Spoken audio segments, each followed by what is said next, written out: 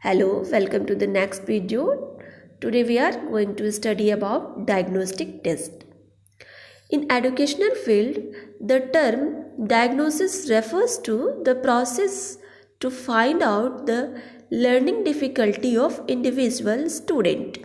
In the field of educational evaluation, the term diagnosis is used with regard to assessment and performance of student.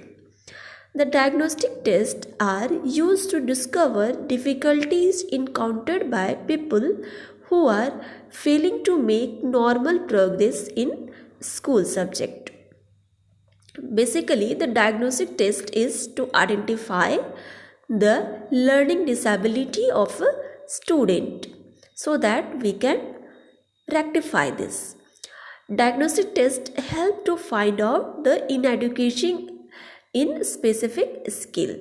The aim of diagnostic test is to determine the cause of learning problems as accurately as possible and to formulate a plan for remedial instruction. Steps of diagnostic test. Observation of the student's behavior. First we observe the student. सबसे पहले हम diagnostic test करते हैं तो सबसे पहले हमें करना क्या होता है कि हम स्टूडेंट का ऑब्जर्वेशन करते हैं. Observation in the sense that कि स्टूडेंट में कोई लर्निंग डिफ़िकल्टी है कि नहीं, स्टूडेंट कैसे बिहेव कर रहा है. तो सबसे पहले हम स्टूडेंट का ऑब्जर्वेशन करेंगे. फिर उसके बाद the second step is classroom interaction. फिर हम स्टूडेंट से बात करेंगे, उससे इंटरेक्ट करने की कोशिश करेंगे कि उसे किस प्रकार की कठिनाई उसको पढ़ने में हो रही है. Ask some oral question. उसके बाद हम स्टूडेंट से इंटरेक्शन के दौरान उससे कुछ ओरली क्वेश्चंस आस्क कर सकते हैं, पूछ सकते हैं कि अगर वह कुछ सामान्य प्रश्नों का जवाब दे पा रहा है कि नहीं, वो अच्छे से सुन पा रहा है कि नहीं, वो अच्छे से देख पा रहा है कि नहीं.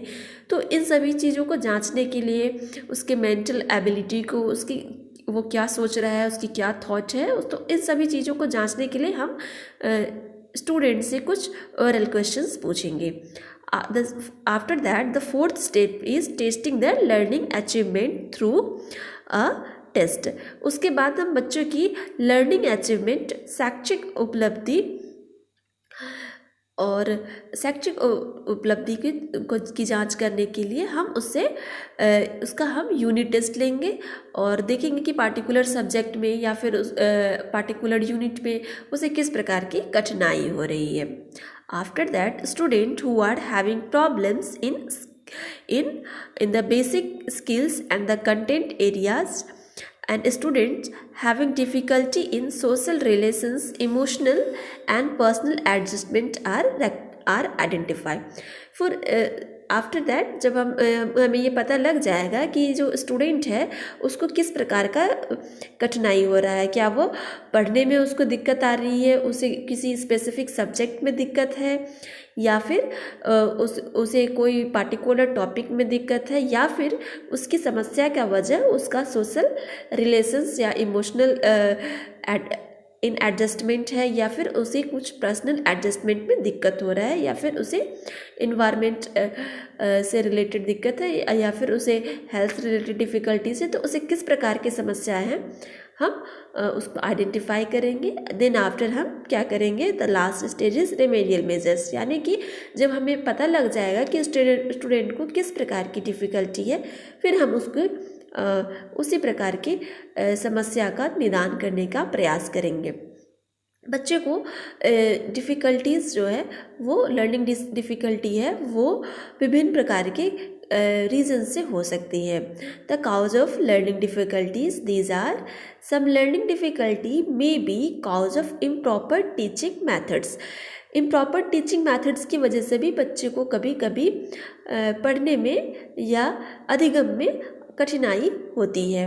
इनसूटेबल टीचिंग एड्स, अगर शिक्षक के द्वारा सूटेबल टीचिंग एड्स की मदद नहीं ली जाती है, सूटेबल टीचिंग एड्स का प्रयोग नहीं किया जाता है अध्ययन अध्यापन के दौरान, तो पर भी बच्चे पढ़ने में कठिनाई का सामना करते हैं.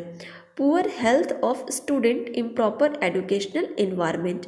इसके अलावा स्टूडेंट का पुअर हेल्थ कंडीशन और अध्ययन के लिए सही शैक्षिक वातावरण का न होना भी एक लर्निंग डिफ़िकल्टी के रूप में देखा जा सकता है।